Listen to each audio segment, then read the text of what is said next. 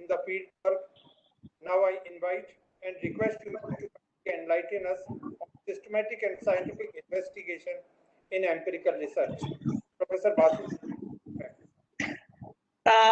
Thank you, sir, and a very good afternoon to all on this platform. The introduction that has been given is, I think, a little too much about me. However, I would thank the organizers. I would thank Professor Mahajan for having me once again amongst you all.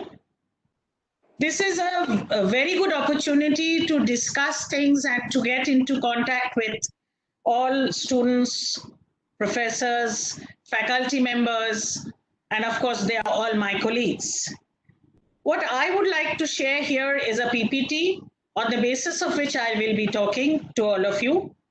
But before that, I would take your kind permission to stop my video photography, because I think that distracts me too. I think it distracts you all also.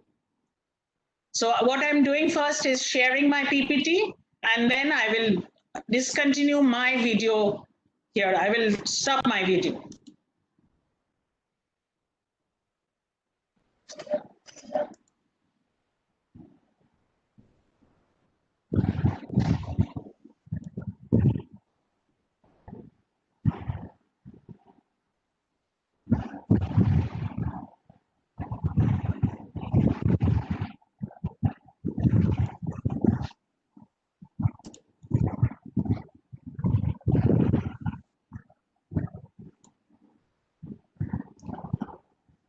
Okay, as Dr. Sharma has introduced me and he has spoken about my topic, on your screens you can see the title of my topic is How to See the Bigger Picture While Investigating.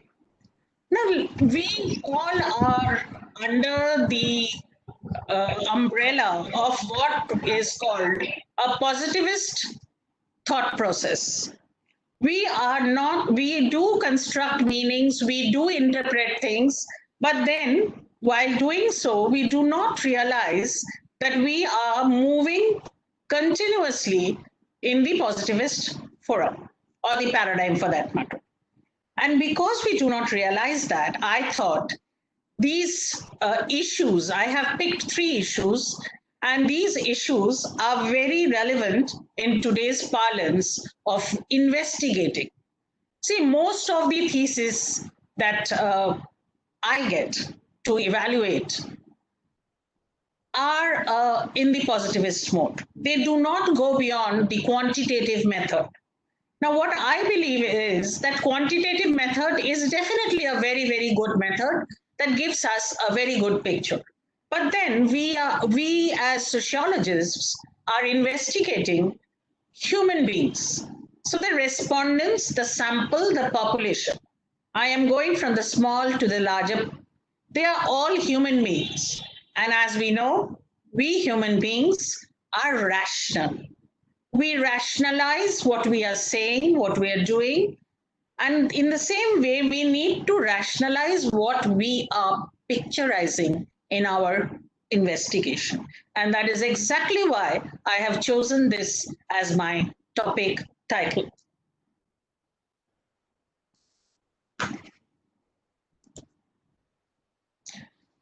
We all know that research refers to a scientific investigation, and for that matter, that kind of a scientific investigation, which is not really going to give us something, which is always going to give us a separate kind of fact, a new knowledge, and it can be defined as per Rediman and Morey as a systemized effort to gain new knowledge.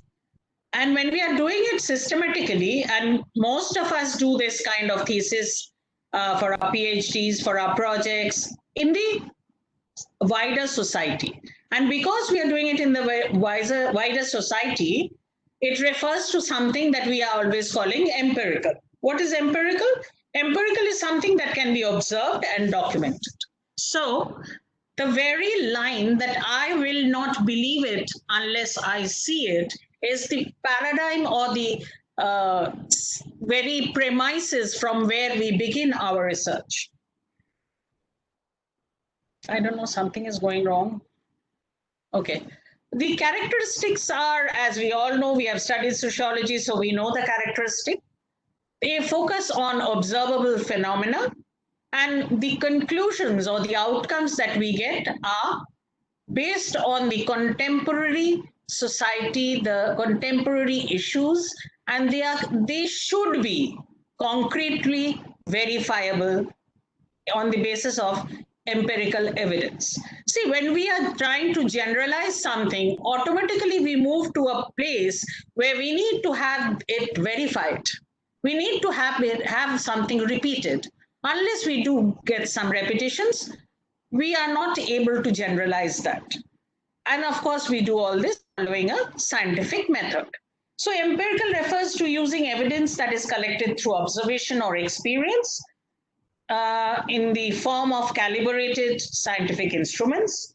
And they give us information that is replicable, that is convincing. Of course, there are limitations to every research. If it was so that a particular research outcome is the end, then that particular topic would not be researchable any further. So we need to explain why the limits for that particular study is existent, and then leave it to the others to further the study in future. This is something I have borrowed, of course. This is an empirical research methodological cycle. And whatever I've said till this point, you observe, you induct. On the basis of the induction, you do deduce certain objectives or those who want certain hypothesis. And after that, you interpret, you test, you apply the hypothesis, you collect data, and in the form of data, you are testing what you have deducted. And on the basis of what you get as data and what you have tested, you evaluate the outcomes and give an answer to the research questions that you have put forth. So the research question is based on certain kinds of observations, which we all know and which we call review of literature. These are some steps. I don't think I need to go through them. And since we are within our times, I think what we all know is that any comprehensive research proposal needs to answer the questions that are what, why, how, and the benefits that are related to it. So from here on, I begin what I have chosen for you today's talk. That is, selection of the method is based on the phenomena in context. What do I mean by this? I mean that for every research, there is a specific tool befitting that research. And since there is a specific tool that is befitting that research, similarly, every researcher will always have a scope to find that particular research, paradigm that he or she wants to use for the research. But why? Because interestingly, there are some methods which give you a better scope of understanding, and there are other methods which can be applied together. We can apply together two different kinds of methods at different steps, at different stages of our research. And this enables our understanding to be more varied, more, I would say, open. And you can accordingly, within the research paradigm used, you can accordingly make certain changes that allows you to get to the end of the answer, as I call it, the bigger picture. Now, quantitative and qualitative methods offer an approach for assessing and addressing processes affecting implementation of evidence-based intervention. Now, what do I mean by that? See, it is basically the mixed method technique that I'm talking about. And this is mixed method technique can be used at different levels at different times. It is not fixed that you need to begin by quantitative and then follow by the qualitative. It can always be so that you begin by the qualitative and you later on, based on the thematic understanding from the qualitative, you go on to the quantitative. Now, what is the significance of this kind of a methodological diversity? But there are effective methods of encouraging adoption, dissemination, and implementation.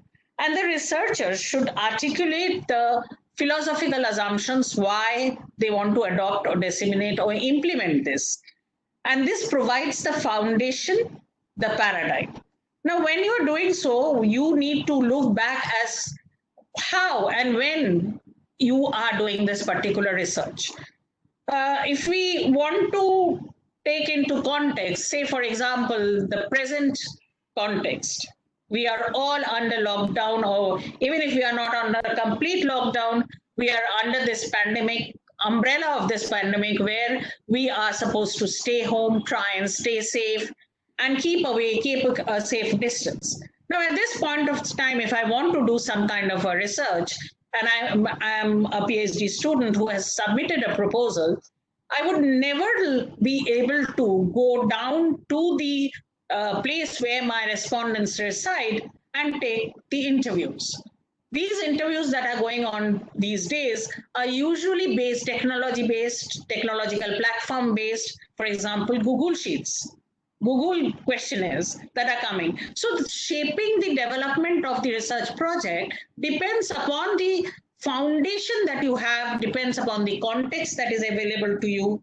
And mixed method research, of course, is a theoretical foundation that gives you a particular, it operates on a particular lens that is taken by a researcher to provide the direction for different phases in research. So the phases in research differ, and when the phases in research differ, the data, when you are collecting the data, analyzing, mixing, or integrating, when you're using both, in which particular stage or phase you're using which one is not necessarily understood or designated from before. I again repeat one thing, that I have been working with methodology for a pretty long time, and what I have understood very clearly is, of course, when we write a proposal, we write a particular methodological paradigm that is to be used. But because again, I use the word proposal, quote unquote proposal. So when you're proposing something, you are proposing that based on your foundation, understanding, observation of the literature that is available. You have not been to the field and understood the context of the field. So you cannot designate whether at all you do need a focus group interaction, whether you do need a particular one-to-one, face-to-face understanding of that particular situation.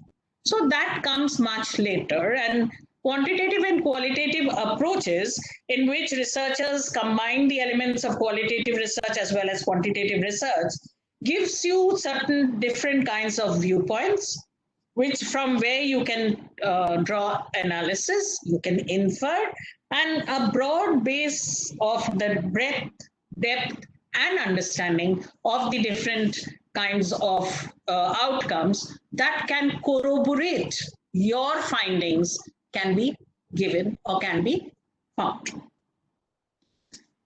Now, till what I have said leads us to something called evidence-based nuanced understanding.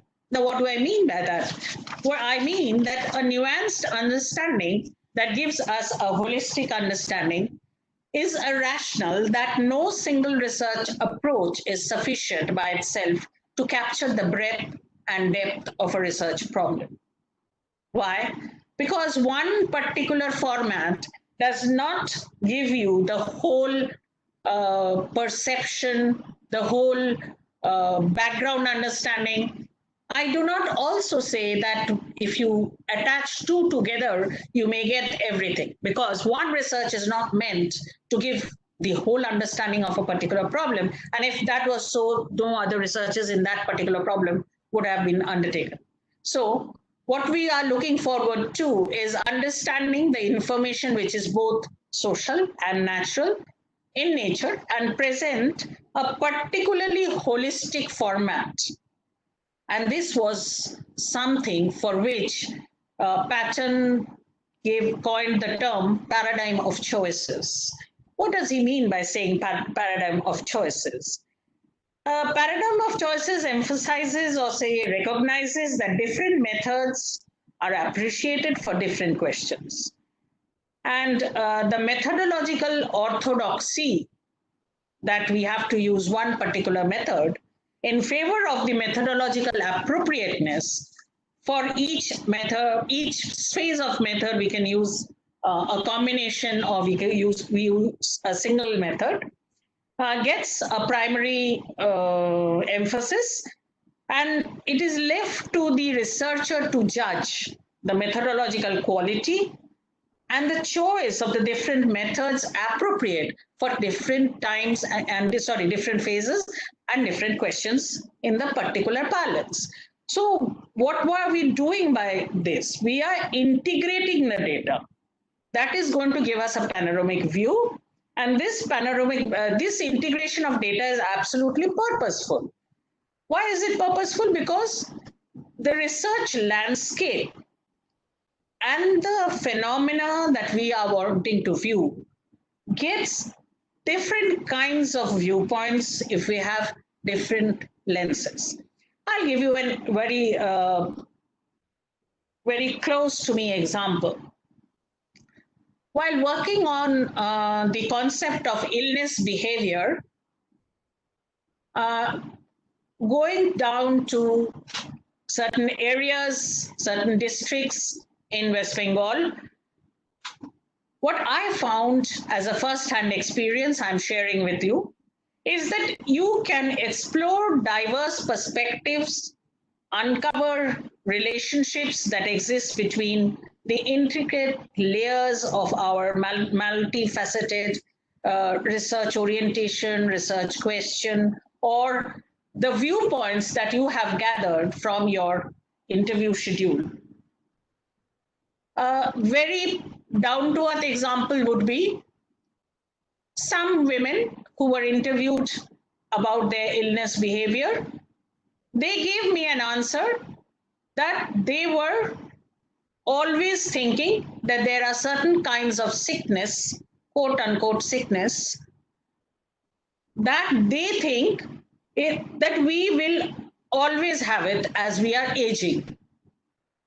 So I said, is it always so that you have to have a particular kind of sickness that you, when you age? There are many people who age without any sickness. The answer was, this is not the understanding that we are holding. The understanding that we are holding, or the understanding that we have been given throughout life, is as you age, you tend to become ill. You tend to, why did I give a hyphen between become? I hyphenated the word become because you need, this is a process, and they, according to them, they feel that this process of becoming old is also a process of becoming ill. So if I had not put it in this way, had not I been giving them questions and counter questions and asking them to tell me the story of how they became ill, what are the different kinds of illness, whether it is just chronic or it is not. See, when we go with an interview schedule to ask questions, we have certain alternatives fixed there and they answer according to that. We do not get to their perception. So I always suggest, I always ask my students that do not limit yourself to your interview schedule. Try and go further to get further answers from them.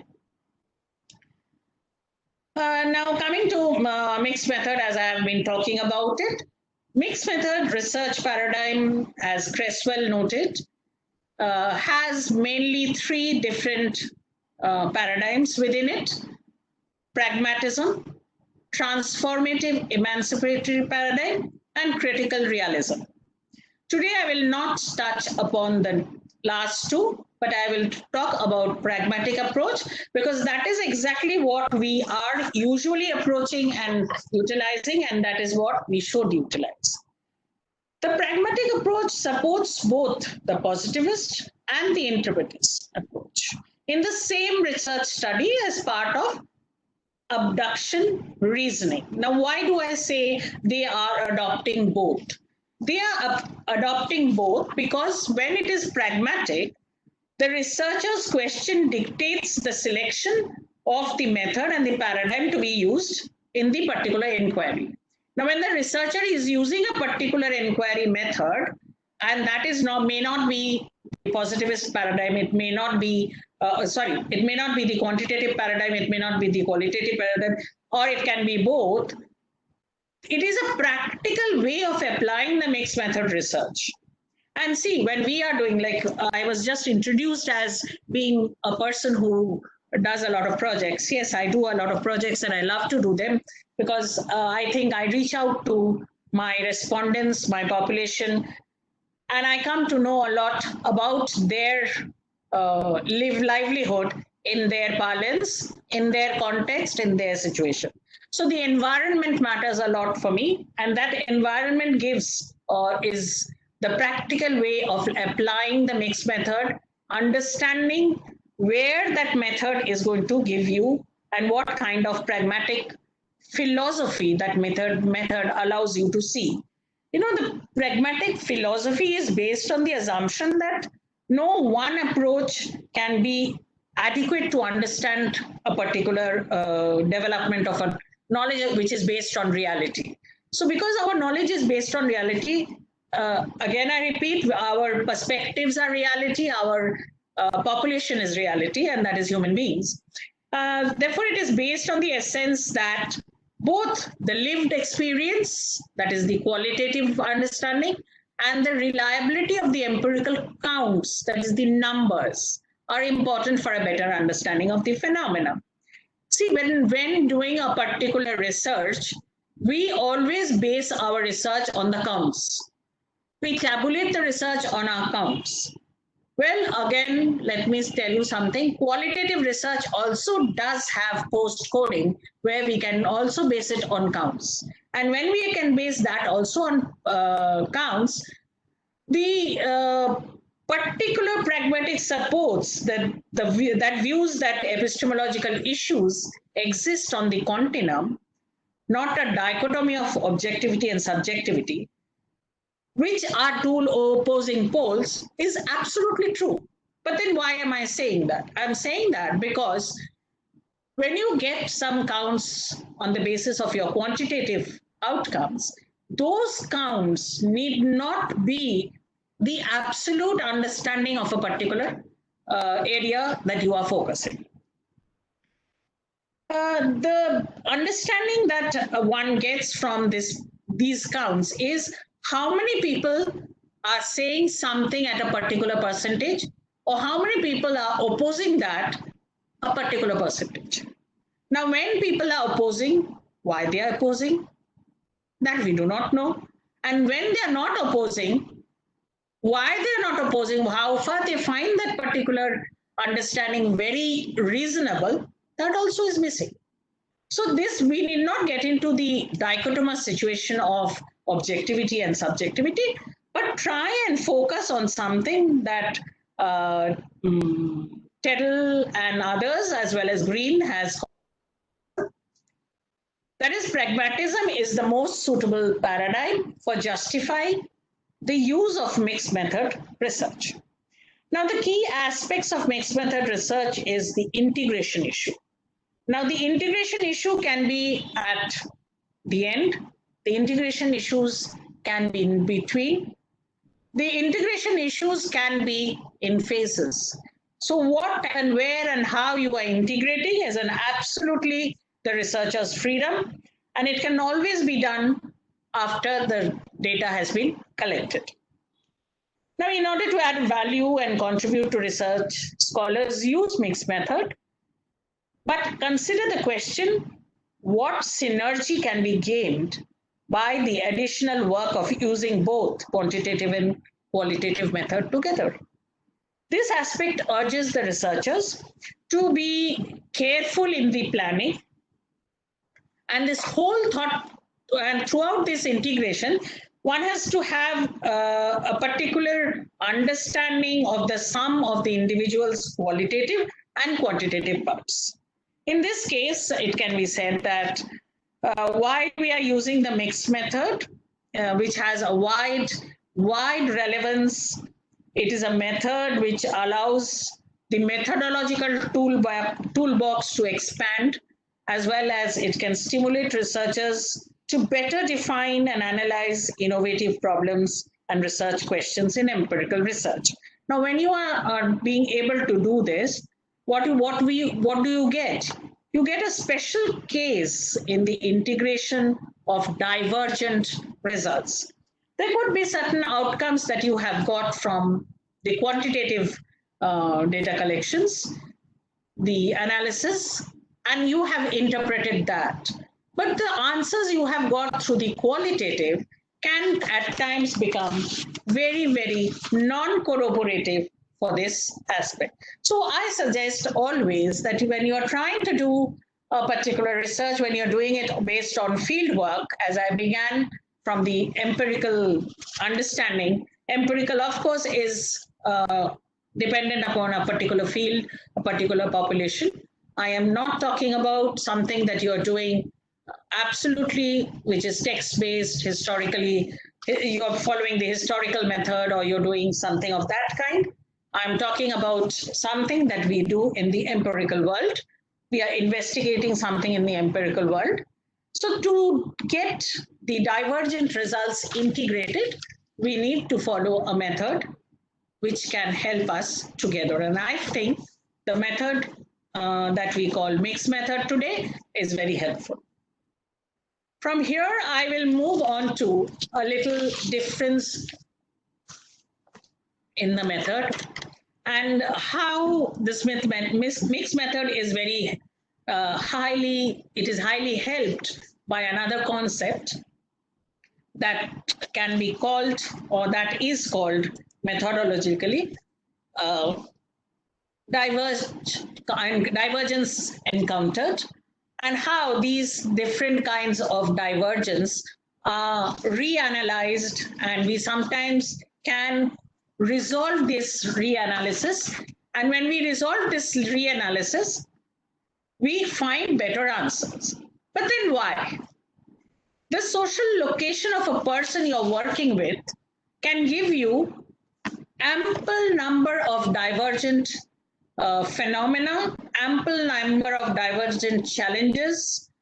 For example, you all know that West Bengal has faced a cyclone called Amphan, which no other state in India perhaps has faced. And the huge number of people affected on the coastal line of West Bengal, as West Bengal is one of the coastal states, is rampant. I would say it's rampant. The status of their unstable housing, the kind of discriminations that they are facing, all this is a very good example of the divergent encounters that these people are facing. And if you're going to study them, these encounters come your way and you have to see them. You can talk about resources, you can talk about the different kinds of communities. And if you want to bring groups within a broader community, you can even talk in terms of different kinds of migration, immigration, and the like. And the conditions that impact such social locations that are divergent for us as sociologists who are doing research in the real world and who are encountering the real quote-unquote people. What are the social and political, economic, or cultural conditions that are impacting the person or the group? That is very important. What, if any, are the recent politics, the policies, the laws, the particularly relevant groups in the particular person in that group, or even phenomena that impact such groups? I'll give you a very relevant example. At present, under this pandemic, students, especially school children, from kindergarten to high school, have to undertake online classes. And if you can see the number of children who are not liking it, the parents are not liking it, the parents are interfering, the parents are becoming paranoid, as well as how the parents are so inquisitive to read what the teacher is teaching.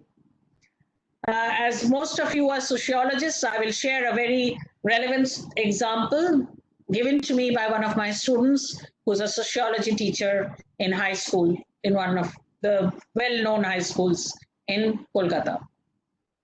She said, ma'am, when I'm teaching marriage and I'm talking about the two different genders, and I have not used the term gender and used the term sex and spoken about sexuality, I suddenly get a message from one of the parents, can you not reframe your sentences?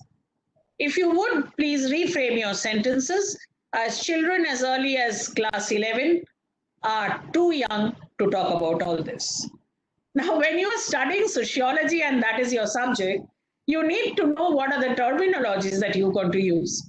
The parents really do not know about it. So this becomes a very interacting factor, and this becomes an imposing factor on the teacher. Moving on from here, why I spoke about this and why I gave you this example, I come to the concept of intersectionality. Now, what is intersectionality for all of us? We take it in a very light frame, and we do not try and get to the understanding that it is, of course, a theory, a paradigm, a framework, a method, a perspective, or a lens, depending on the context and or who is using it. See, all of us are using it to enhance our understanding. We are trying to look at the different challenges that are existent in the status quo and trying to sort of look at human experience as a whole. And when we are looking at human experience as a whole, what are we trying to get to? We are trying to get to an inclusive paradigm. And intersectionality definitely gives us an inclusive paradigm. But again, then, while exploring this as a new approach, we might miss out on many of the intersectional variables, concepts, issues, whatever. Because as a theory, a paradigm, a framework, or a lens, it depends upon the context. Therefore, it also depends whether we are using it as a particular issue, particular variable, particular problem, whatever. It depends upon the researcher, and it depends upon how the researcher is exploring this as a new approach to enhance understanding. But then, how many of us do use intersectionality to explain anything? See, intersectionality, if it is to be understood as a theoretical framework, it is how multiple aspects, it allows us, of course, to understand how multiple aspects of social and political identities, they might contribute, create unique modes of discrimination, privileges, and change. It identifies advantages and disadvantages due to the combination of these multiple factors. The interconnected nature of social categorization as creating overlapping and interdependent systems of intersections. Though it gives us an awareness of combination of factors, we can better acknowledge and also ground the differences. Now, why do we say it's an analytical lens that can be unboxed when we are doing a particular research? See, when we go to the field with a particular theoretical understanding, we go to the field with a particular framework in our mind, and at the base, intersectionality is definitely a feminist concept. It began with the feminists, and it has moved on far ahead of just feminism. So today, when we are doing research, and when it is not just a feminist research, it can also be used. I'll come to that a little later, and I'll hopefully I am understood that I am not trying to say that it is something that we all are bound to use, but this is just an advisory that this is a particular format, a particular theoretical lens that can be used to give us a wider understanding of what we are doing. Intersections in intersectionality. Now, Crenshaw began this in 1991 and has been credited for coining this term. And it was defined as a way to understand the diversity and multiplicity of the experiences of women in color in terms of identity, social location, structural barriers, that they are based on multiple forms of oppression, discrimination, disregard, and the like. But in addition, it has been debated that intersectionality should be centrally concerned with the understanding of the individual's multiple identities.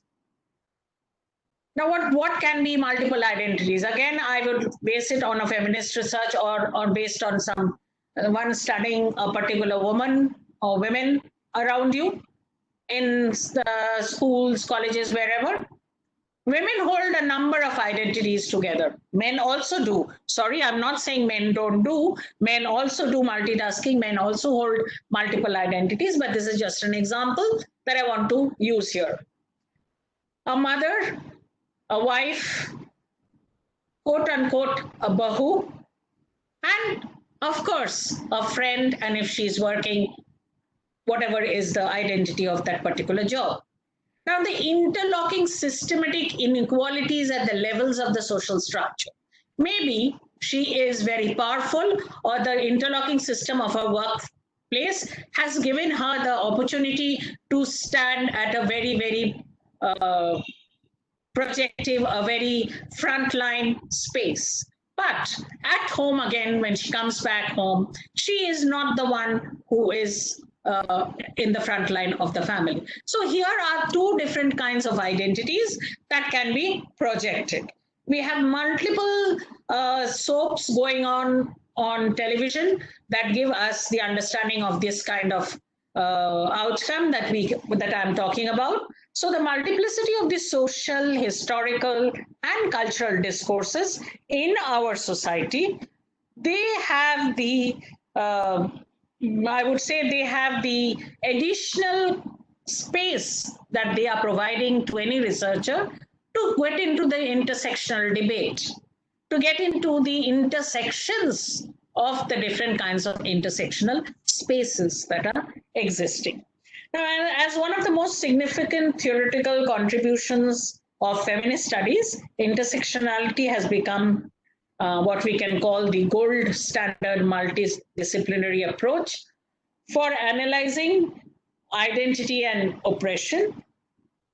And if we look at it from the everyday life standpoint, what we can say or what we can see is that it sinks into a melting point of intersections in everyday life. Why? Because when we are living in a particular society, all of us have multiple identities, multiple intersections. We have multiple roles to play. If I go back to the concept of self, then we can look at the possible selves, the multiple selves and the roles that we are playing. And the simple analogy given to us by Goffman, that is the front stage and the backstage. This analogy plays very well to show us the different kinds of intersections in our everyday life. Coming to my next point, as this is a new paradigm following McCall, it can be looked at as a comprehensive approach, and this comprehensive approach has the potential to look beyond the different theoretical currents, and it can be used both in quantitative and qualitative work. to analyze the complexity that can be examined at 3 different levels. Now, what are the three different levels? The first is the micro level. Micro level is the lived experience as well as the processes of identity construction, the cultural symbols, levels of representation. Now, what are the lived experiences? As I just gave you the example of a woman who is working, and she is very well placed. She's one of the frontline, maybe academician, maybe a office worker in her place of work. Her lived experience in her place of work is that she holds a very good status of position. In the process of this kind of an identity construction, when she goes back home to a patriarchal family, the cultural symbols and the level of representation of that particular individual may change. So that becomes so different that at the micro level, the construction of the identity, the process of construction of the identity has 2 different reflections, and this can be represented in through intersections at different levels. Meso level of organization and or social structures. This is something which has a large gamut, and the macro level has an even larger gamut of including internationality. At the national, international level, where does this paradigm look or situate that particular individual or the individuals or your sample? That could be the macro level. Moving on, the same theorist, sociologist Leslie McCall, has modified the understanding and given, which is of course modified in terms of Wallaby's understanding, and has given 3 different distinguishing characteristics of complexity. The first is anti-categorical, that focuses attention on the deconstruction of the different characteristics, the different concepts, the different categories. And of course, the difference is not identity standalone, but it is difference in the foreground, in the sense the difference is not standing alone. It is attached to the kind of identity that the person has in that particular intersection. Intracategorical focuses on particular social groups at neglected points of intersection. It is concerned with reconstructing intersections of single dimension on micro level. Ethnographic case studies, or for that matter, narrative research methods, are usually the primary focus where we can get to understand intracategorical. Coming to intercategorical complexity, it makes a strategic use of categories and analyzes relations of multiple inequalities between socially constructed groups. Now, this approach is oriented towards the relationship between categories mainly. For example, this would be the modeling. It can have the income indicators, income differences between social groups. And this method of categorizing, in particularly, these methods are particularly pre-selected. That I will move in this kind of an intersectional category. But again, when using the particular category in your research and while doing the research, it could always so happen that you need to change the categorization because the concerned reconstruction of the intersection of the dimension, which may be at the micro level, is also related to the macro or meso level. Now, the moment such things happen, one has to look back and try and look at the different distinguishing complexities and modify it. So this is permissible when we are doing a mixed method research, that we modify it. But when we are writing our method, we will definitely write what we have done. Coming to the intersectional dynamics. This is, of course, the practical aspect. To practice intersectionality as a theoretical and methodological approach, it can be distinguished into three styles. The first is the group-centered, which focuses on what we call inclusion, emphasizes placing multiple marginal groups and intersecting identities of their perspectives at the center of research.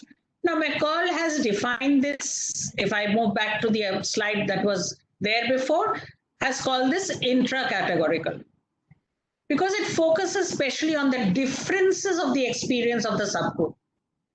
Within the same category, there are subgroups, and these differences are focused upon. And it often has generated lists of groups to be included, as well as debates over the priority to be given to one particular intersectional location over the other particular intersectional location. Coming to the second, the process-centered understanding. This has multiple levels of analysis. That is intersectionality as a process. It highlights the power as relational. Seeing the interactions among main effects as multiplying oppressions at various points of intersection and drawing attention of the unmarked groups. Now, let me say one thing. While these researchers were using this, or while they were explaining this, they had in mind the feminist paradigm. So they are talking about some kind of intersections, multiplying oppressions. We need not always think in terms of oppressions and discriminations. There could be certain intersecting paradigms, there could be certain intersecting variables, concepts, which may not be discriminating or oppressing at all. So, while McCall calls this intercategorical, it is further called relational too, because it highlights the material and cultural relations of power that structure the society. And we all know in a particular society, the relationships that we live in, there is a power relationship. Whether it is family, whether it's mother and child, whether it's husband and wife, every relationship at the bottom line, there is a power relationship. Therefore, the process model of intersectionality places primary attention on the contrast and comparison at the intersecting levels, whether it is the baseline where the power lies, or it is not the power relationship, it is just the cultural outcome that you're talking about, so on and so forth. Sorry, I'm very sorry. I just skipped on it. Coming to the third, that is the system-centered. Now, the system-centered is associated with specific inequalities, unique institutions, and it is co-determined by the different kinds of complex unities that are there. Now, seeing intersectionality as shaping the entire social system pushes our analysis in research away from associating specific inequalities with unique situations, institutions, instead of looking for processes that are fully interactive historically and are co-determined or are existing in that complex situation. Now, I'll give you a very good example here. An intersecting perspective on women's decision-making process wherever. It can be in the family, it can be intra-family, it can be inter-family, it can be inter-society. So whatever is the structural location, the relation with the other elicits the counterfactual question that distributes the naturalness, the outcome, and the existing arrangement that the particular organization, family, relationship follows. So when this is so, what we find is if I again give you the same example, if I draw it in this way, that again, under this particular situation in which we are going through such long, lengthy online classes, such long, lengthy online interactions, what is provided and understood by the whole process is that the boys and girls in the process of socialization, they are socialized differently. And because they are socialized differently, the co-determining complexities of their understanding of the activities that they are supposed to do or expected to do is absolutely different. It is absolutely different. See, today we find that our situation is such that I do not know how many men are there on this platform with me today. Don't mind me saying, usually men do not like to do the household chores. But today, the biggest cultural boomerang has been this kind of a cultural logic that the men should also become a bit of nurturers and not providers only. Now, why do I say this? I say this because it is usually the women who do the household chores and the men are the receivers of the outcome of that. But today, under such it was a few months back again, it was a situation was such that many men had to do a lot of things. Many men had to give the helping hand to the women in the home to get everything done. So that is where there are certain intersectional qualities and intersectional concepts and variables which are to be practiced, and they become co-determinants of the whole process. I again say sorry to all men on this platform, but this is the system and this is how it is existing today.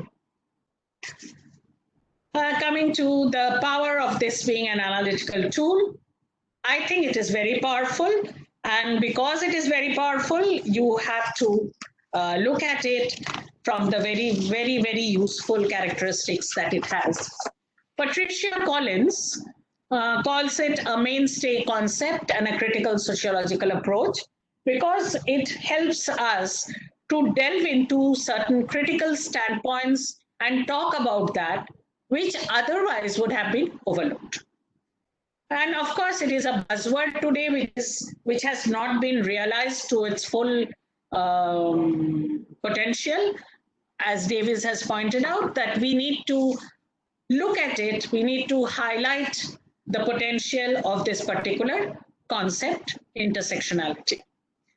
It highlights the power as relational. It sees the interactions among variables.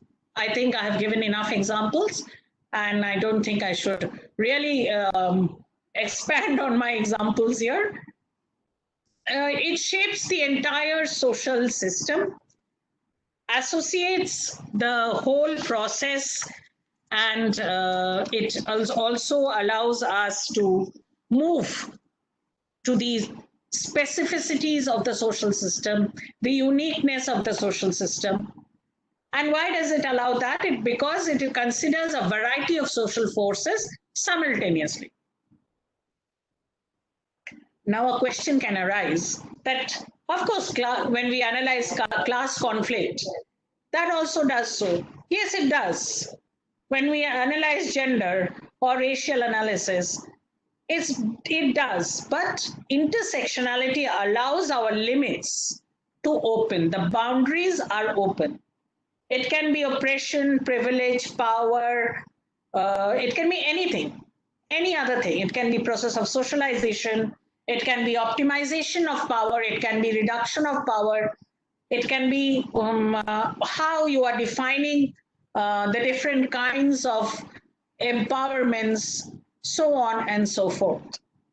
So understanding the forms of privileges and oppressions that exist simultaneously in shaping our experience in the social world can be looked through and realized And of course, the unrealistic or the unrealized part can be looked into, understood, interpreted through intersectionality.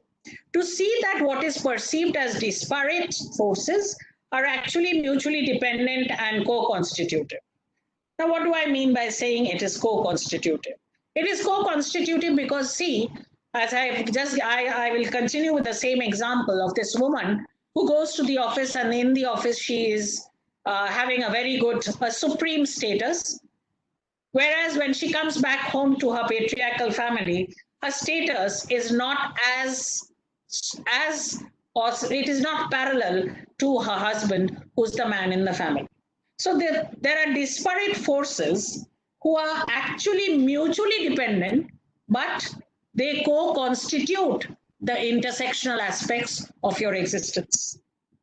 These are certain undocumented forms of power and oppression, and the common stereotypes are never looked at. They are overlooked. See, if I give you that same example of the household chores, you might get annoyed with me. But again, that is a very common thing that is happening all over India, at least. I don't know if it's the world, but it is India, of course, and any other patriarchal country for that matter.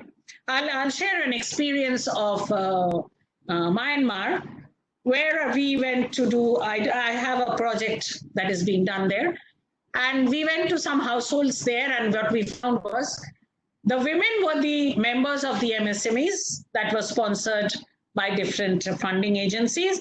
They were doing the work for the MSMEs, whereas they were again doing the household chores also. When asked why the men are not doing the household chores when you have such a lot of work to do outside, they said that is the rule of our society. That is how it is.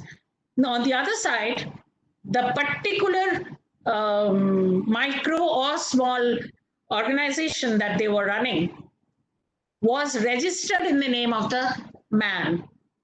So these are certain undocumented forms of power, oppression, which are common stereotypes. And as you can never understand them beyond the context. The same MSMEs that we have in India are highly registered in the name of the woman herself, who is running the MSME. But there, the woman does the work, the woman is in the forefront, the woman meets everybody and does the business, but it is registered in the name of the man. So these are certain things that intersectionality as an analytical tool gives us very good outcomes on. So when you try to look at the different theoretical designs that you have, I suggest that this improves the theoretical design that one can use, and as a process highlights a lot of different kinds of understandings that we have. So intersectionality as a process, it highlights the relational understanding. It looks at the different kinds of categories like age, religion, culture, even looks at the intersectional processes, as I just gave you an example of, and the entire social system on which you are working or you are trying to analyze is associated with specific inequalities which are unique to different families, different institutions, different processes, and such interactional processes, if approached methodologically, can give you an implicitly hierarchical understanding of those social processes. It can give you a relational rather than locational understanding. It can, of course, give you it can identify for you how to select the interactions for the special cases. And of course, this implies a flow of knowledge. This particular understanding that it implies a flow of knowledge is something that is based on the profit of the research. See, the research as a whole would profit from this kind of a flow of knowledge, because intersectionality as an open-ended concept can be filled in with multiple meanings that may be more or less desirable contextually as well as locationally. On the other hand, sociologists like Davis, McCall, Ken, and many more have tried to make the concept more usable for the researchers by pointing to how the different meanings that they have been filled in around the term intersectionality and how that reflects different kinds of theoretical coherence, how it reflects the different kinds of theoretical concerns. And the argument is that increased theoretical coherence will improve the analytical payoff. But it offers, of course, a general suggestion that whatever the work may be, you need to look into such work to find these intersections, so that if the intersections are not delivered upon, they will definitely remain unknown to the researcher. Now, these arguments have been advanced in clarifying. Now, these arguments have been advanced in clarifying how the concept of intersectionality could be more widely used to inform understanding of, I would say, core sociological issues such as institutions, relationships, power, culture, interpersonal interactions, even body language, talking. All these can also be very useful to understand. We need to emphasize the underutilized potential of the concept of intersectionality for our discipline as a whole, and therefore we need to accommodate this particular study and not look at it as something which is a specialization in gender studies. Of course, Crenshaw did start the concept or coined the concept as something that was gender specific in feminist studies, studying the colored woman and so on and so forth. But it is equally important that empirical studies are emphasizing intersectional analysis, because it will serve the purpose of making the analysis more, I would say, increasing the horizon of the analysis as such, and that makes it much more effective. Then naturally the point comes here that thinking intersectionally happens when sociological analysis is practiced, and an understanding of the strategy of comparing main effects with additional interactions of implicitly hierarchical configurations should be additionally it should additionally add to the social processes, because that divulges the undocumented part of the understanding. Now, in the end, I would say that the better sociology we seek will be constructed by those scholars who take theoretical challenge of intersectionality as a spur to improve how their own research is designed. Now, when is trying to design intersectionality, we need to understand that it complements and enhances our outcome. And when it complements and enhances our outcome, we need to get ourselves some examples which will give us a very, very useful outcome. So I would end this second concept that I'm talking about with a small example. That is, when we undertook this study in Myanmar, and we went down to the Shin state and other small states which are bordering Myanmar with Bangladesh, Myanmar with India, because that is where we wanted to see how this particular impact of the neighboring country was interacting or was an influence on these people. what we found, and I share with you all, is that contextually, certain intersecting analytical payoffs, such as the Shin state in Myanmar is mainly missionary dominated, Christian dominated. So, were not influenced by Bangladesh, but were influenced by the characters, by the help, by the concept, by the influence of the religious preachings of the community that dominated that area.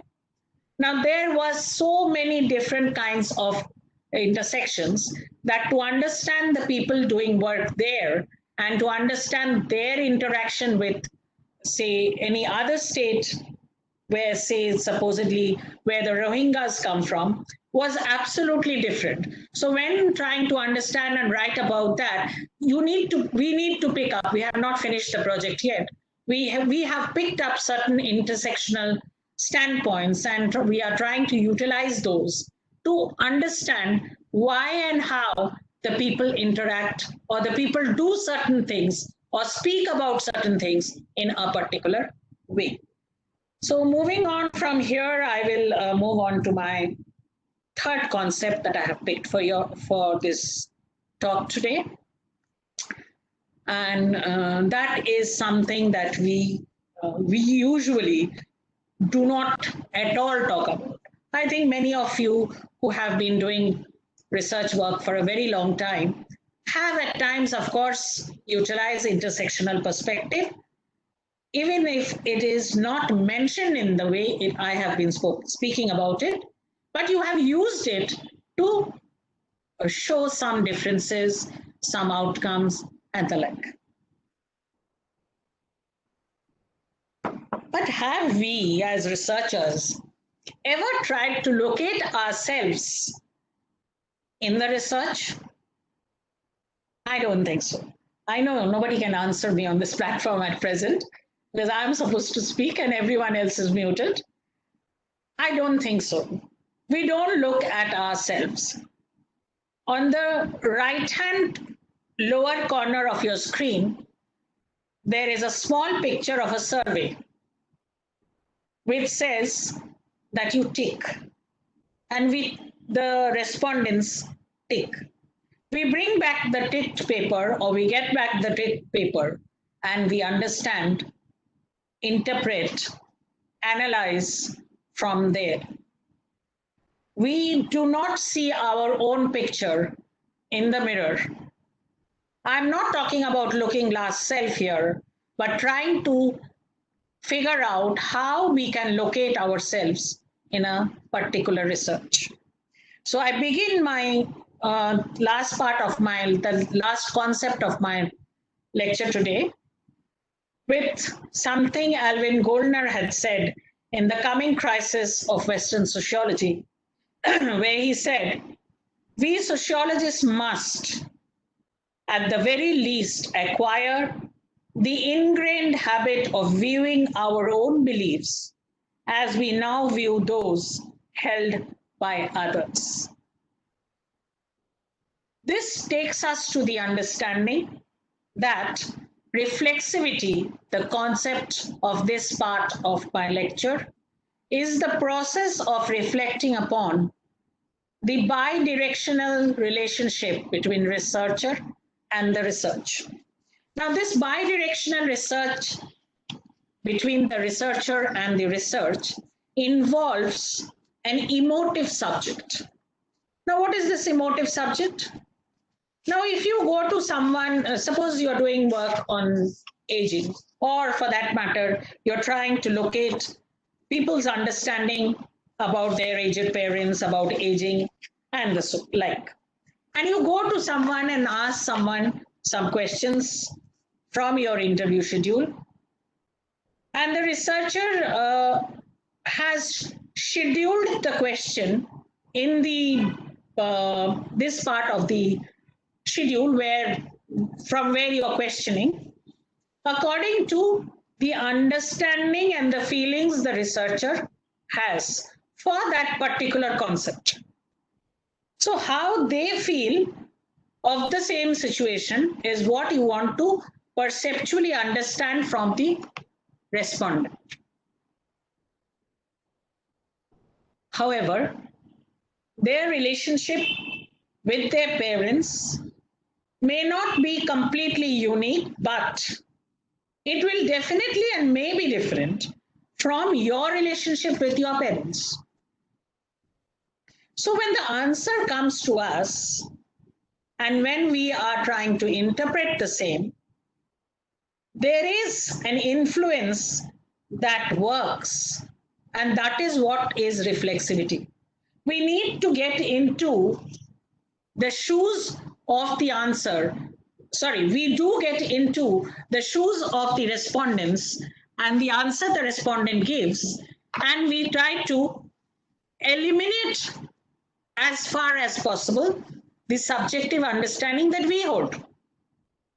Now, if the researcher reflects on his understanding or his interpretation, they can ensure and mitigate the influence by conducting the interview, and of course, there will be an amalgamation of the understanding of the researcher as well as the respondent's outcomes.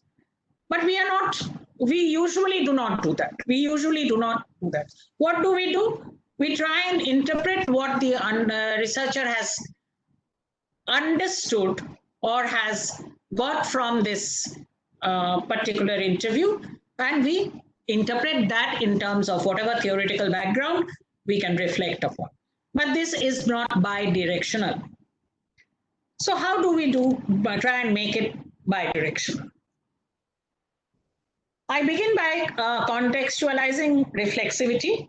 As compared to quantitative methods, straightforward claims of objectivity, qualitative analysis, the researcher often is labeled as impressionist, as anecdotal, as influenced by the researcher's own understanding or the bias. Again, influenced by the bias, by the researcher's own bias, the subjective interpretation of the data and the focus on the process of research tools, if you go to a closer examination of the researcher's reflexivity and its role of analysis, this plays a huge part. And while you are writing the qualitative outcomes, they are socially constructed and situated in varied interpretive lenses to the question. Now, what are the different types of interpretive lenses that we use? What do I know about what I have come across? What do I know about what the responses are about? And how do I know it? Now, while doing something, you need to understand that the qualitative work that is being drawn upon is drawn on the basis of rich intersubjectivity. And by making it central to the research process, it is essential that the process becomes a self-critique. And the researcher's own contribution, influence, understanding, and that should shape the intersubjectivity. And the consequent research findings should also be governed by that. But we try and stay away. We try and abstain from this. And the moment we abstain from this, if I can draw from Mead, although Mead had spoken about this in terms of self, however, it can be reflected upon that Mead's reflection on reflexivity as part of social engagement and meaning making was, of course, the writings about the formation of the self. It was based, of course, indicative of the formation of the self and not on the context of the research or research dynamics. But what he wanted to show, what she wanted to show was that a researcher reflects upon the engagement with the respondent and tries to make certain self-aware integral understandings. So what the researcher is trying to do? The researcher should situate himself or herself in the process of the research. So I'll go back to the example that I had just begun or ended with in intersectionality. When we went to these women in Myanmar, these business women, and asked them, why is your business registered in your husband's name or your father-in-law's name? In the beginning, they were flabbergasted as to why we are asking this question. They, in their way out, they asked us, why are you asking this question? So we said, but then you are the businesswoman. You should be the owner. She said, yes, I am the owner. Then we said, but then how can you be the owner if it is not registered in your name? So see, what I want to show you here is the concept of ownership for them and the concept of ownership for us, or for me for that matter, is absolutely different on two different platforms altogether. They don't believe that by having the same business registered in their name, it could be ownership. But for us, it was ownership only when it is registered in our name. Coming to the levels of action and reflection that can be looked at, Chon's understanding was knowing in action represents the intuitive acting practitioner. What do you mean by the intuitively acting practitioner? The researcher is the intuitively acting practitioner. Question, counter question, and realization of the difference in the particular reflection in action is a change process of practicing, doing, and reflecting upon practice when doing it. Again, I would say when we are in action, when we are in the field, we need to reflect the kind of action we are doing. And that kind of a practice, when doing it, will also reflect on the action, which is definitely a retrospective process, but it stands outside the practice and review it for the strength and development in that particular area. See, when we first day, we got this kind of an answer with some women interviewees, and we found that this was the kind of understanding they had. We went on to put the question in a different way and ask them whether at all it was culturally governed. And the strength of this particular question, I think, was strengthened because we reflected upon the action that was giving us this answer, and then we changed the question format, or rather we reframed the question when we are putting it to them, so the reflection on the action changed. So reflexivity is an ongoing process that involves reflection to continuously construct, continuously shift, if need be, our understanding, because the social realities that we are seeing around us are absolutely dynamic, fluid, and if there are any other synonyms that can be used for that. So research is always influenced by factors that are related to the research process as a whole, and the researcher's position is influenced by the context in which the research is undertaken. As I began with Goldner, I again come to Goldner here. The ultimate goal of a reflexive sociology is the deepening of sociologists' own awareness of who and what he is in a specific society at a given point of time. So when we talk about this, then reflexivity is a curious term that with various meanings and varied roles of which are very effective, which are very useful. And when we come to come to a particular platform, we are reflecting on ourselves to provide a more effective and an impartial analysis.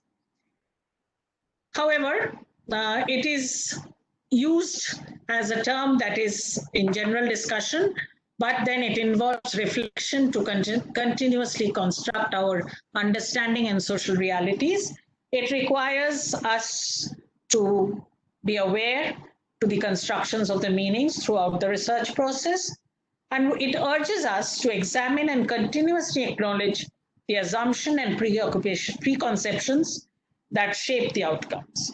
So it can be defined that what we are doing is to explore the ways in which the researcher's involvement in a particular study influences, acts upon, and informs such research. So what we can say about the whole thing is that it is continuous collective action and informed reflection. Again, coming back to the understanding, reflection is an act of self-reference. It refers to and affects the entity. It instigates the understanding. So we do continuous reflection. Coming to the nature of reflexivity, it is in two formats, or it's in two forms. One is personal reflexivity, that involves reflecting upon ways in which our own values, experiences, interest, belief, political commitment, wider aims in life, and social identities have shaped the research, and how thinking about the research may affect and possibly change people as researchers. I think what exactly it refers to is that you need to think about the research as a participant of the research. Research objectivity alone and standing out at a distance from the respondent becomes very difficult. It becomes very, very difficult in the sense, again, I'll give you a very close example, an example that is very close to my heart. As a young researcher, I was doing research in North Bengal tea gardens, and I will share with you a particular example, a particular experience as an example.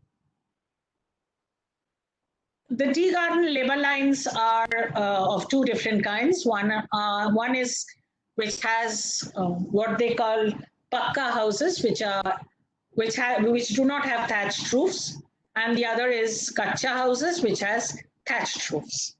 Both kinds of houses have what we call small outdoor kitchens, and those outdoor kitchens are all thatched. And as you know that most of these tea gardens are inhabited, and the tea garden workers are usually tribal people. Among these tribes, there are many tribes who use a particular kind of liquor, and that liquor, when it is exposed to sunlight, it becomes liquor. But before this, it is exposed to any kind of sunlight, it remains a juice. So as trying to be a reflexive researcher, I went to them and I asked them that while it remains a juice, can I taste that? Because the wider aim was to try and identify myself with them so that they give me their understanding surroundings or whatever questions I had for them in a more open manner, so that they can identify. I'll tell you something. There was something that we studied as students known as rapport growing with your respondents. That rapport growing with your respondents is a two-way process. As you try and grow a rapport with your respondents need to accept you. And this is a participatory process. And this kind of a participatory process allows your involvement in the whole research process. And that is exactly why I'm saying the experience, interest, beliefs give you a wider aim and a wider perspective of the whole. Coming to the epistemological reflexivity, this particular reflexivity answers the question that how has the research question defined and limited what can be found? How has the design of the study and the method of analysis constructed the data and the findings? How could the researcher question have been investigated differently? Now, if I ask myself the question, can I reframe the question? Keeping the idea the same, if you reframe the question, it could be you get the answer from the respondents at that very point of time differently, in a more exclusive manner. You may get to understand the whole process, the particular concept better.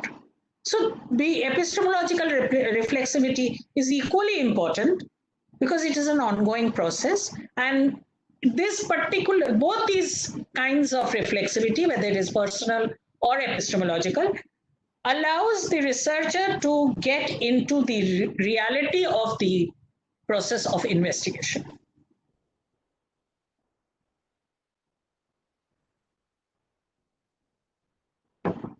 Coming to the reflexive researcher. The reflexive researcher, as we all know, are the people who do not, non-reflexive researcher are the people who do not look into themselves, and the self-awareness is absolutely mechanical.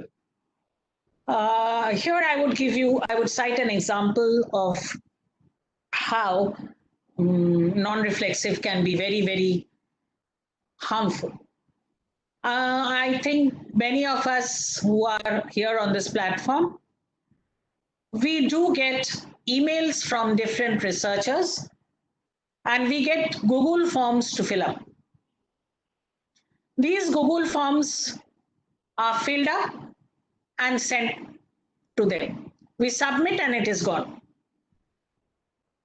While we are filling up the forms, we do not have to interact with the researcher.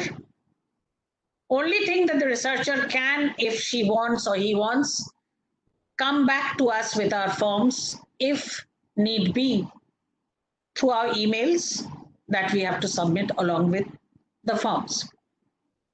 Where lies the reflexivity? I think it is zero. Absolutely zero. Because you cannot be reflexive when we are doing such things. And if you cannot be reflexive, it is just that you are missing out on some nuanced understanding of the whole process. So the reflexive researcher presents honest and self-searching accounts of the research process, demonstrates to their audience their historical situatedness, their personal investments in the research, acknowledging various biases they may bring, reveal their surprises and undoings in the process of research endeavor. Let's reflect upon audience and their historical situatedness. If I go back to the time when I was doing research in the tea gardens, the investment of the time that I was making, I think I was acknowledging all the understandings that were related to that kind of a situation. And historically situating myself there, I think I was historically situating the whole research process there.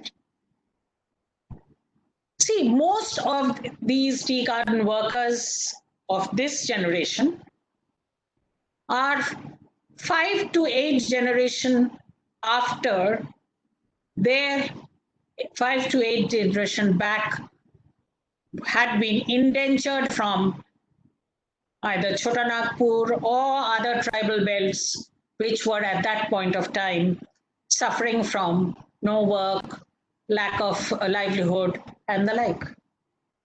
But the kind of surprises that these people hold among themselves is immense.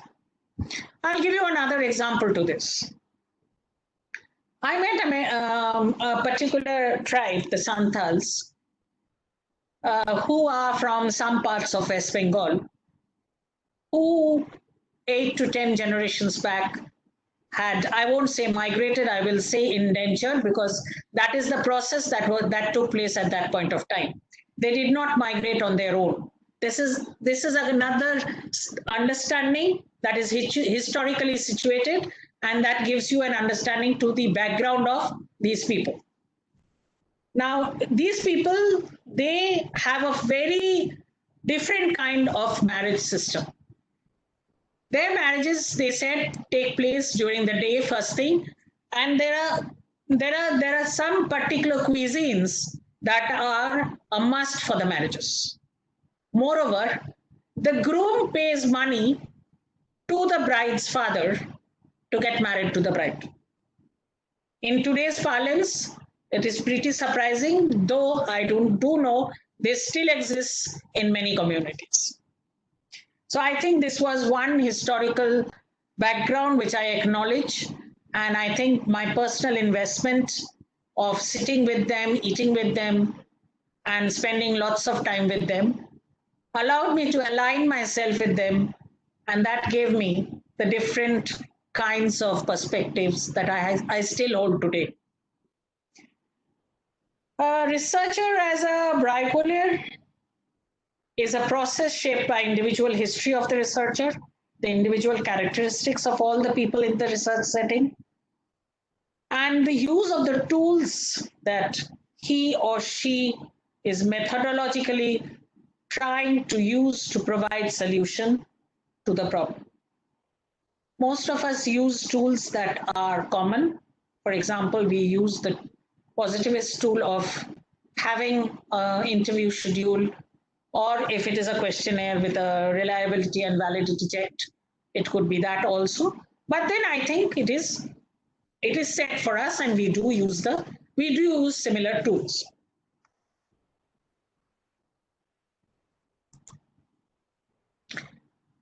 Then why do we be reflexive at all? In social science, the process of knowledge presupposes progress in our knowledge of the conditions of knowledge. This is what the practice of logic by Bourdieu says.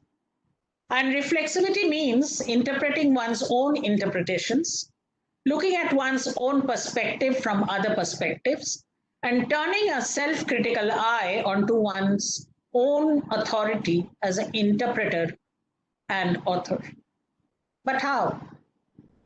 Carefully documented whatever one is doing, especially the procedures that you're taking up to do something, provides an effective and impartial analysis, and it allows you to examine consciously, acknowledging the assumptions and, of course, the preconceptions you bring into the research that shape your outcomes.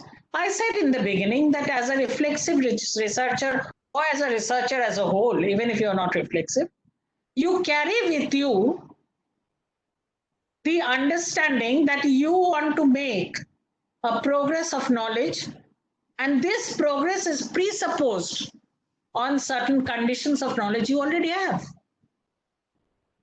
On the basis of that, you're interpreting. So when you're interpreting on the basis of that, you need to open a critical eye onto your own authority as a researcher and interpreter. See, nowadays we are all busy writing papers, writing books. There are so many books on methodology. There are so many papers on methodology. Why do we read most of them, or why do we read quite a number of them on the same topic? Because each author has a different way of portraying the same understanding. And that gives us, or rather that enhances our progress of knowledge. So presupposing that, we need to become more reflexive in understanding research.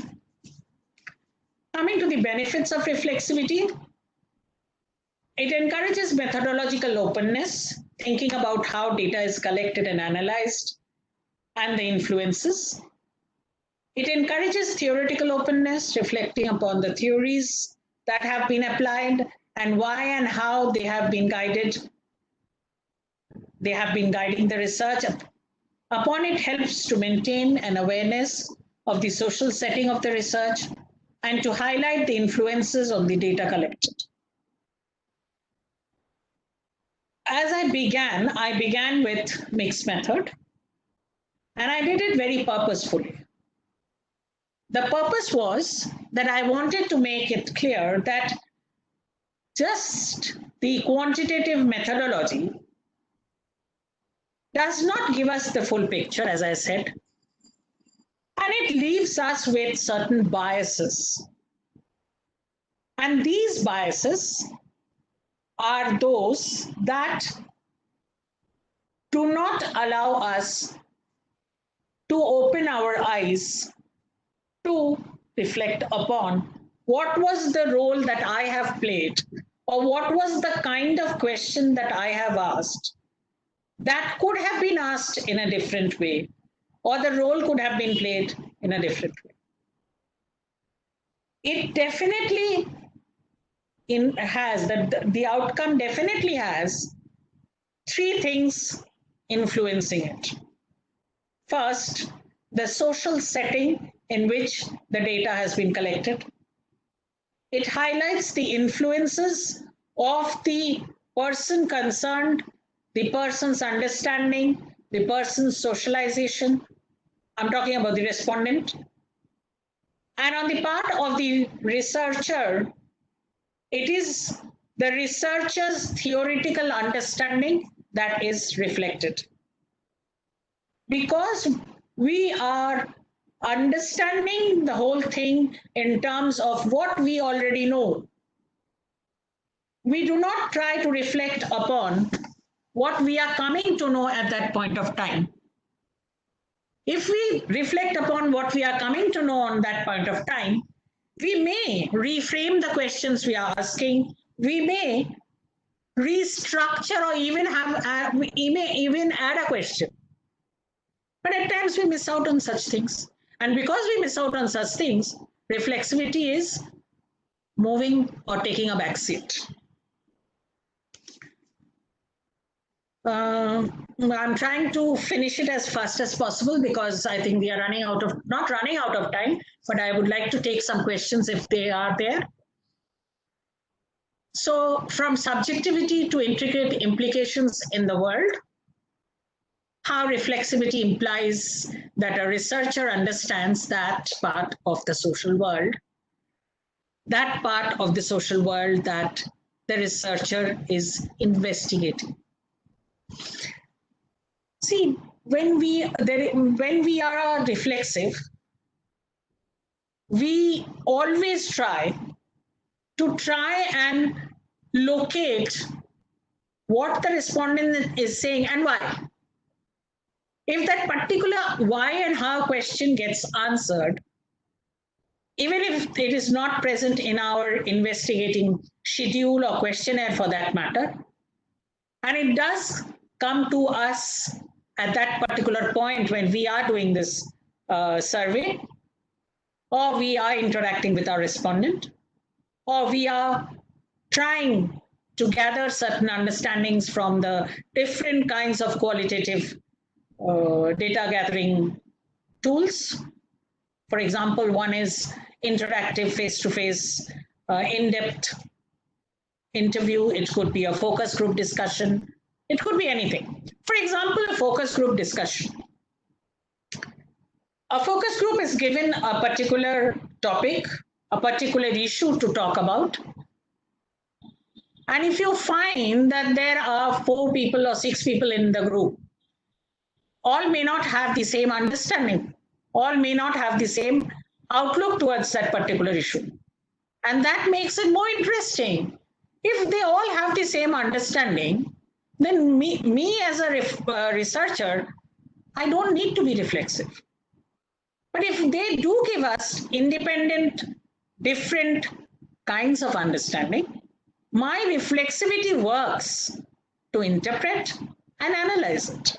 So that the social world or the worlds that we investigate need to be understood in the parlance of that particular focus group discussion, not in the parlance of how I understand it, not in the parlance of my theoretical background. There is no way of understanding people independent of a more or less shared human experience. It is true that we understand people in their shared human experience, and that shared human experience they are sharing with us.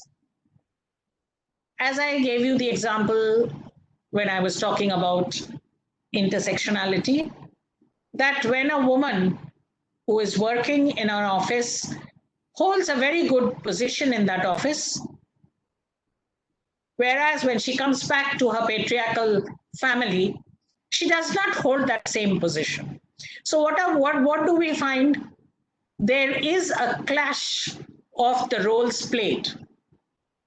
But in our society, where we do know that there are certain cultural norms that are not always in favor of the women,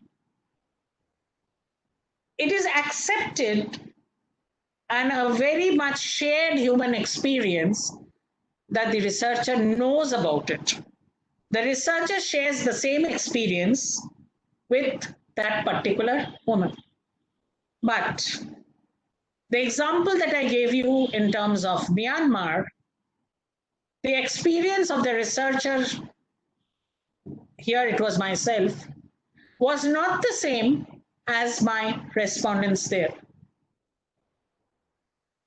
Here in India, small self-help group owners have their business registered. I don't say always, nor do I say mostly, but they do have it registered in their name because they want to look for or they want to go ahead and establish themselves. Now, if this was so there also, I would have been very happy for us, but the position was not that over there.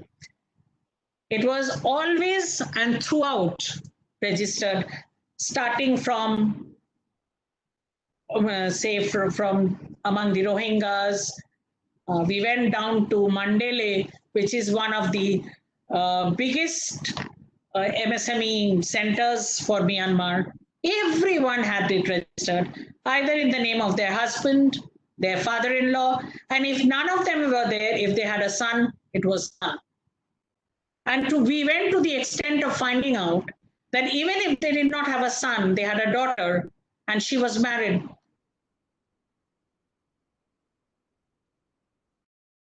The human experience, the cultural human experience was not shared. So since I could reflect upon, I did get a better answer to it. Reflexivity starts not as a particular style of writing, but as an inherent element in any empirical research. I think by now I have been able to convey to you that reflexivity is a curious term with various meanings and varied roles in qualitative methodologies.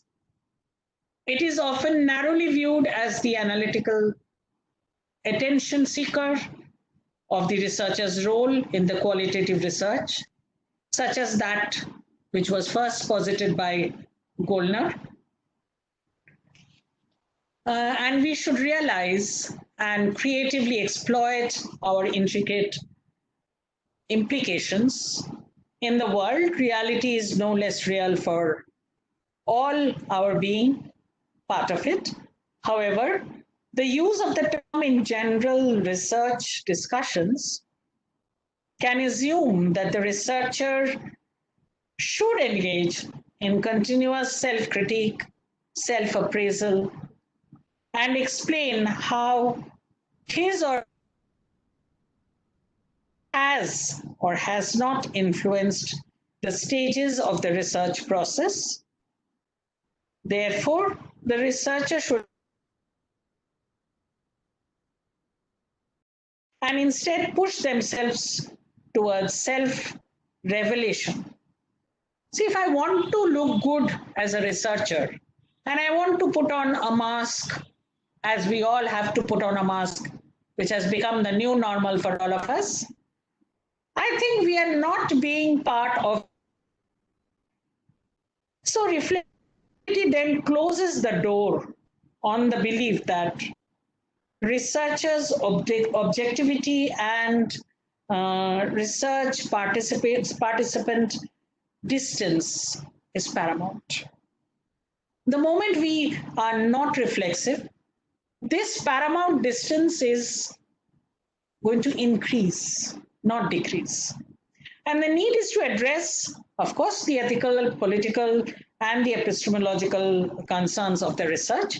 But within this methodology, there is a collaborative, non-hierarchical relationship between the researcher and the participant, and this should be promoted.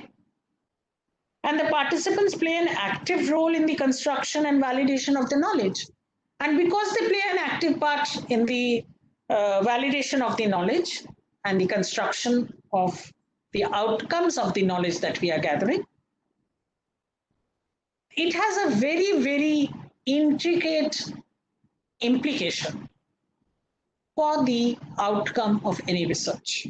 And this intricate understanding will help the researcher to not just go by what he or she has seen or understood, or he or she is told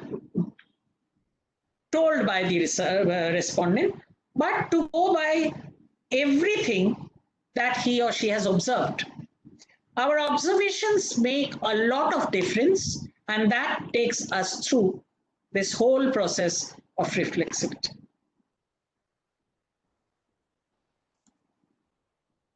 Thank you. I'm open to questions if you have any.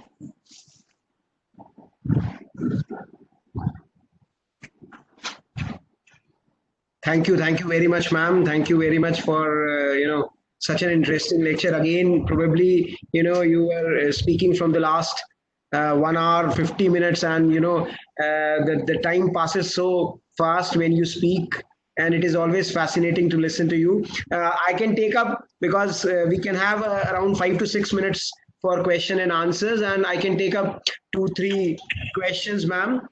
Yes, I'm open to questions. Yeah.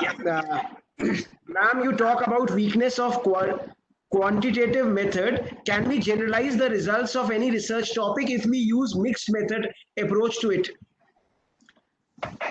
Very frankly speaking, mixed method research is more generalizable, because you can add to the outcomes of your quantitative method by corroborating through the narratives that you get in the qualitative part. Another part of it is that while you're doing a particular quantitative research, and you add to that through your qualitative outcomes also can be quantified. There is something called post-coding, and that can be also quantified. Of course, there's another method where you use those narratives to bring them into some. See, our quantitative positivist method does not allow for 10-20 respondents. The respondent size is huge.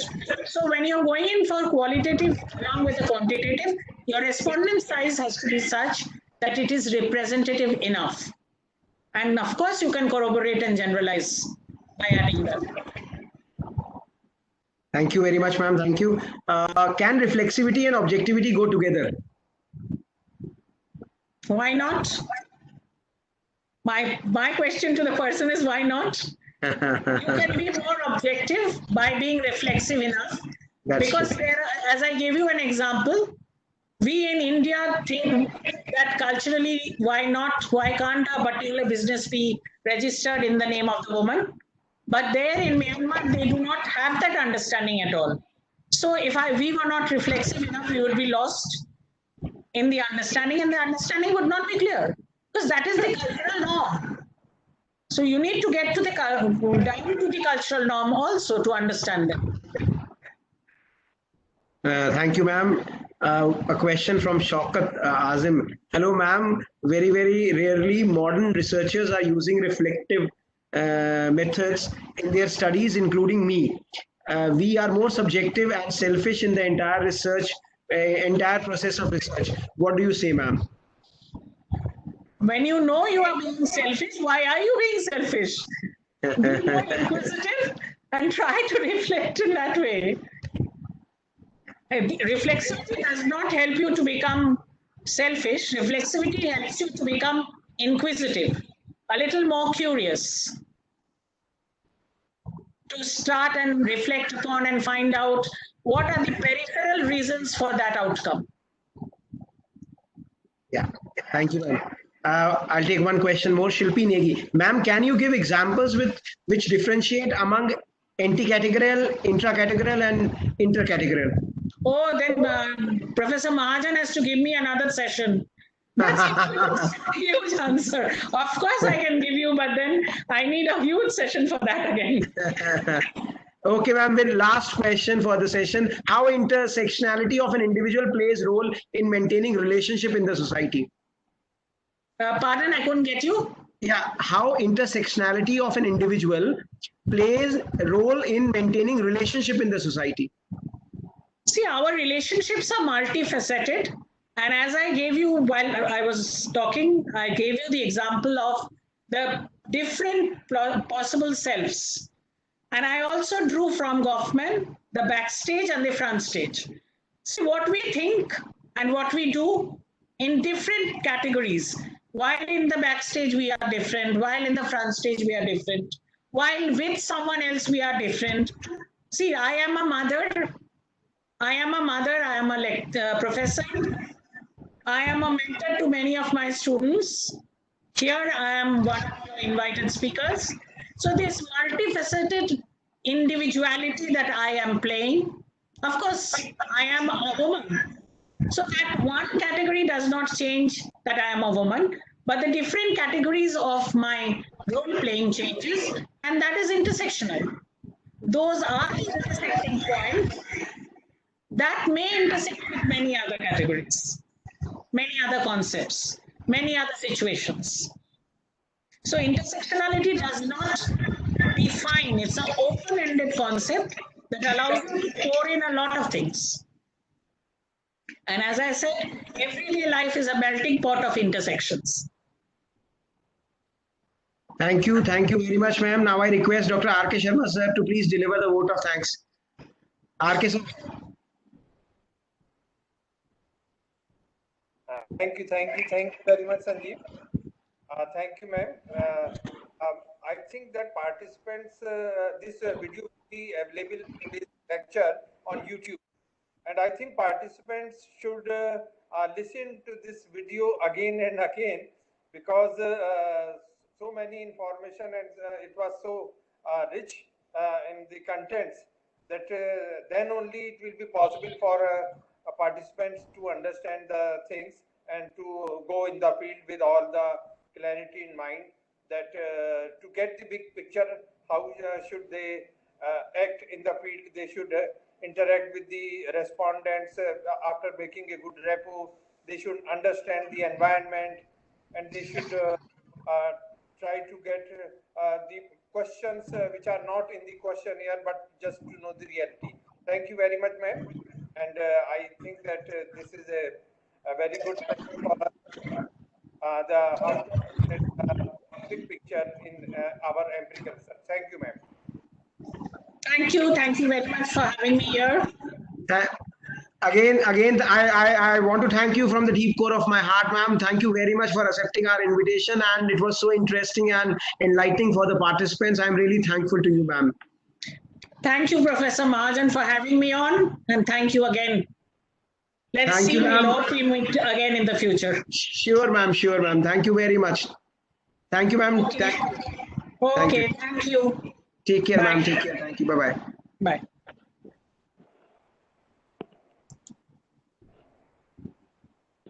We will just break for 5 minutes and then we'll restart our session.